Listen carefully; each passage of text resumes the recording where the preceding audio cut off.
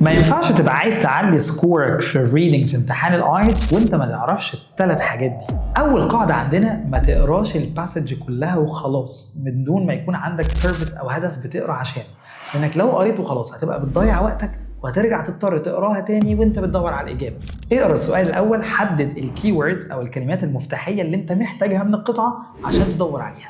تاني حاجه لازم تخلي بالك منها هي فكره السينونيمز، لازم يكون عندك المصطلحات او الكلمات عارف لها اكتر من معنى، لان في الغالب امتحان الايلتس بيلعب على حته انه يديك سينونيم او كلمه بنفس المعنى، فبدل ما تدور على الكلمه بالظبط هتدور عليها هي او اي شبيه ليها. يعني مثلا كلمه زي كلمه boring ممكن تلاقيها في القطعه بكلمه dull. ثالث خطوه مهمه جدا: ما توقفش عند سؤال واحد وتضيع فيه وقتك كله. لو مش لاقي الاجابه اعمل فلاج عليه او علم عليه. ممكن في امتحان الايلتس تعمل فلاج او تعلم على سؤال معين عشان ترجع له بعد كده، بس ما تضيعش وقتك كله عند سؤال واحد.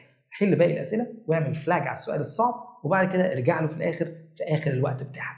كده تضمن ان انت ما تخسرش اي درجه. على قد ما تقدر ما تسيبش اي سؤال فاضي، لان امتحان الايلتس مش بيعاقبك لو انت غلطت في الاجابه. لو عايز تيبس وتريكس ثانيه في باقي المهارات تابع صفحتنا في عمار ايلتس اكاديمي عشان تعرف تفاصيل اكتر عن امتحان الايلتس وازاي تجهز له صح. سلام.